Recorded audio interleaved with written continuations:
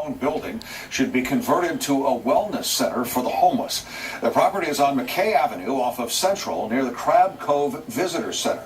KTVU's Paul Chambers talked with residents on both sides of the issue today ahead of a vote which is set for a week from tomorrow. Even on an overcast day, the sight from Alameda's Crab Cove can be relaxing. However, some who live in this area fear that could change if Alameda voters pass Measure A, legislation reaffirming the City Council's decision to allow this former USDA testing facility on McKay Avenue to be converted into a wellness center for those in need. We've been working very hard to take over this property from the federal government and convert it into a much-needed property for homeless services. Whatever ends up here needs to complement Crab Cove and Crown Memorial State Beach. Those who oppose Measure A say they're not against helping those in need. Instead, they feel placing it in Alameda isn't conducive to helping the entire homeless population of Alameda County. This should be centralized by evidence practice in an area where there's most, right, to serve them. I really am glad that there are people in Alameda who have compassion and want to help people who are the most vulnerable in our community. The facility would be used for services for all of Alameda County.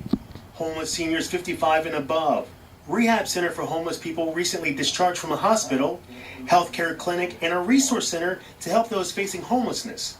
Alongside Measure A is Measure B, which is an initiative to change the zoning of the land from office professional space to open space, which would prohibit using the parcel for the Wellness Homeless Center.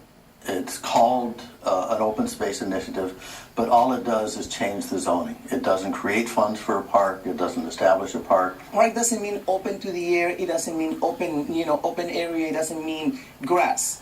It can be absorbed by the park to be an extended visitor center. Both sides agree help is needed for the homeless population, and the dueling measures is just their way to be heard. Now it's up to the people of Alameda to decide what's best for their community. They need services, yes they do, but they need to get services where the rest of the community won't be impacted.